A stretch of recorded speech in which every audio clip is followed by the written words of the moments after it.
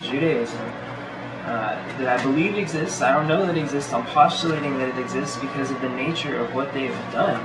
You can't have an operation to take your whole race and invade a country unless you have a secret cabal inside of your I don't want to classify the Jews as a race. I want to classify them more as like a trade guild. You know, like they have this, it's like a religion, but the Talmud is more like a book of like laws, really, than like a religion. But of course, there's the Kabbalah, which is an amazing Jewish masterpiece, the canon.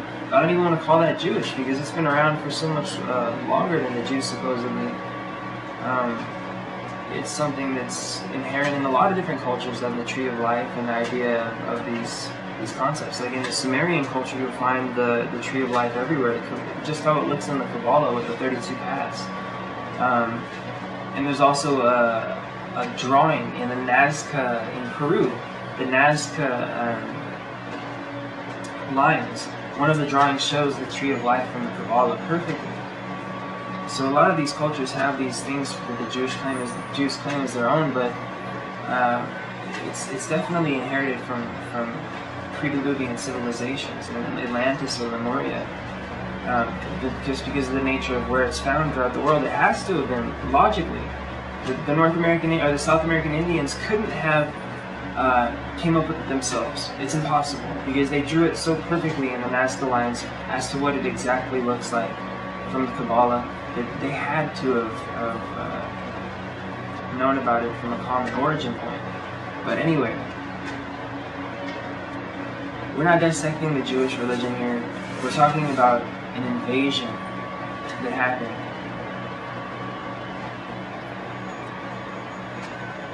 The Palestinians have just as much a claim to this land as the Jews do, but somehow the Jews found that they were justified in going around and harassing their Arabic neighbors and murdering them. In fact, I'm not even talking about lately. I'm talking about when they began with this whole mess. They went around in armed gangs and scared the Palestinians out of their homes. They were shooting them, and of course they fled. They didn't know what the hell was happening. Just a group of Europeans invading their country. They're like, what the hell is going on, you know? So they fled, of course, into the neighboring countries, Egypt, Syria, Lebanon, and Jordan. But still, a ton of them managed to remain, thank goodness. The Jews had no right to come in and scare the Palestinians to high hell, so much so that they left their country. You know, the Jews had absolutely no right to do this. And somehow, here we are in 2009, and they still cop the same arrogant, self-righteous attitude. Not every single one of them, of course, but the majority of Jews really do. That's why that they've elected that Avigdor Lieberman guy into their cabinet, or into their foreign ministry position. I can't believe that this guy is in any government. He is the most racist, bitter, hatred, anger, violent politician that I can think of. Is Avigdor Lieberman in the Israeli Likud party in the Knesset, I think. He is just absurd, you know, but he's a perfect reflection of the mainstream right-wing conservative religious Jewish thought. I've researched a lot about Jews. They believe that every non-Jew is a Gentile. We're Gentiles. That means that they're the real sons of Adam, and we're like a mistake or some kind of like genetic like misbreeding. I don't know. This is just what the Jews think, okay? And this is not something I'm making up. I'm not anti-Semitic. I don't like the whole culture of brainwashing. You know, I'm sure that Judaism began with humble origins, where back in the time of Moses and whatnot, they were genuinely helping people become enlightened. But nowadays, it's devolved into what everything's devolved into, a freaking cult.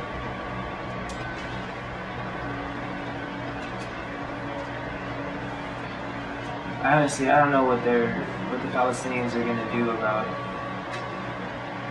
just millions and millions of people who are obsessed with the fact that it's their land because of this biblical right, and because they believe that Gentiles like the Palestinians are subhuman. That's why the Iranian president at a summit recently started on racism at the UN, started talking about Jewish racism against the Palestinians.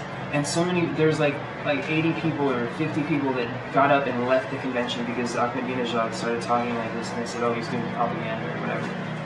Propaganda would be not to talk about it.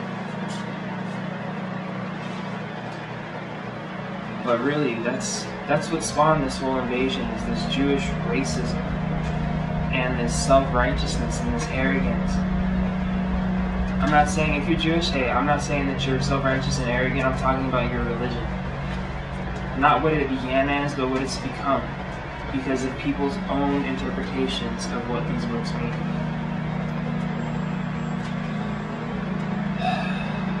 It's tough. It sucks to see religion turn into this, you know, but this is what it's turned into. And it's just too bad that the Muslim religion ties in perfectly with this kind of thing. What they've turned it into, actually, not what it began with, but what they turned it into. And even what it began with, you know, because the Muslim religion began with Muhammad invading Medina. He came from Mecca and invaded Medina, or maybe he came from Medina and invaded Mecca. One or the other.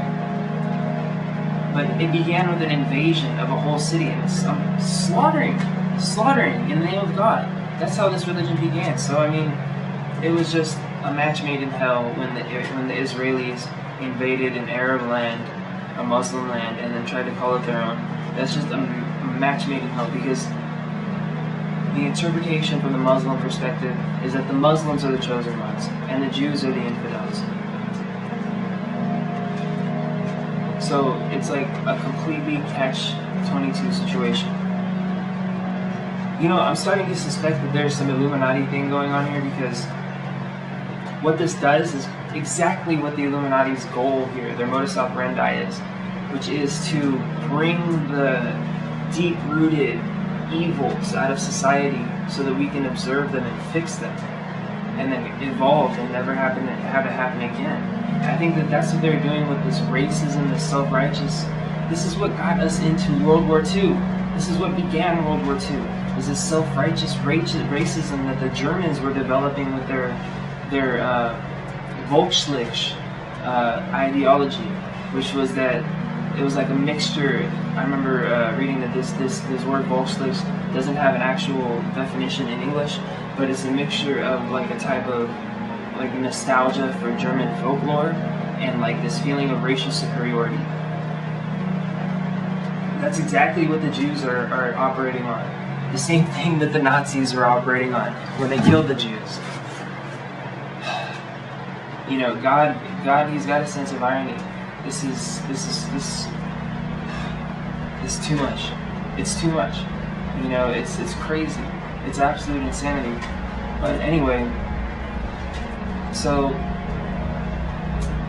what happened was the Jews just completely took the inland and the mid parts of Israel up to Gaza and the West Bank up until 1967. In 1967, I think it was like Egypt and Syria and Lebanon like attacked Israel or something like this. It's really interesting. I think this is the Yom Kippur War, but that could have been the one in 1973. Yeah, there's two wars that happened within 6 years. But this one in 1967, the 6 Days War, not the Yom Kippur War, sorry. The end result was that Israel took the West Bank, Israel took Gaza, Israel took East Jerusalem, Israel took the Golan Heights from Syria, captured some Syrian territory, which I'm not sure if it's been given back yet or not. I don't know. But anyway.